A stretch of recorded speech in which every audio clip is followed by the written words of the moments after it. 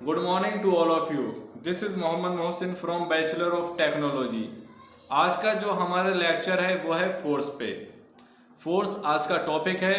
तो आज हम जानेंगे कि फोर्स क्या होता है, व्हाट इज़ फोर्स। तो पुश और pull of an object is considered force. किसी भी ऑब्जेक्ट का पुश और पुल करना फोर्स कहलाता है। किसी भी ऑब्जेक्ट को पुश और पुल करना फोर्स कहलाता है। जब कोई भी ऑब्जेक्ट पुश होता है या पुल होता है तो वहाँ पर फोर्स वर्क करता है। हमने वहाँ फोर्स अप्लाई किया, इसलिए वो ऑब्जेक्ट पुश हो रहा है और पुल हो रहा है। Push and pull come from the object interacting with one another. हम बात करें कि पुश और पुल कहाँ से आया। क्वेश्चन अगर माइंड में आता है आपके कि पुश और पुल आया कहाँ से, तो जो पुश और पुल आया है वो किन्हीं दो ऑब्जेक्ट के इंटरेक्शन से आया है।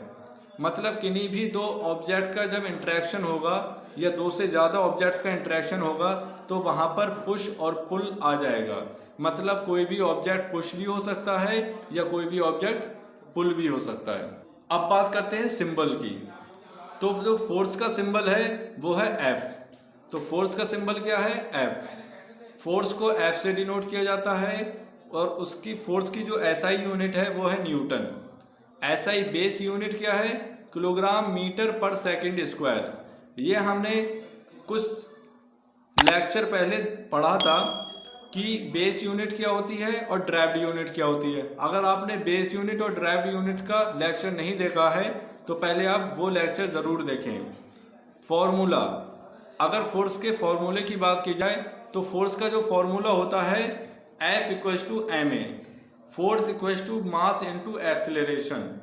ये फॉर्मूला हमने न्यूटन के सेकंड लॉ में पढ़ा था। न्यूटन के सेकंड लॉ में ये फॉर्मूला है F = ma और फोर्स का जो फॉर्मूला यही है, मास इंटू एक्सेलरेशन। अगर हम कैलकुलेशन करने जाएंगे या न्यूमेरिकल करेंगे तो हमें इस फॉर्मूले का यूज़ करना होगा, फोर्स = मास इंटू एक्सेलरेशन। उम्मीद करता हूँ फोर्स आपको अच्छे तरीके से समझ में आया होगा। और अगर आपको कोई अभी भी क्वेश्चन है तो आप मुझसे कमेंट बॉक्स में पूछ सकते हैं और इस वीडियो को शेयर कीजिए अपने कलीग के साथ, अपने दोस्तों के साथ।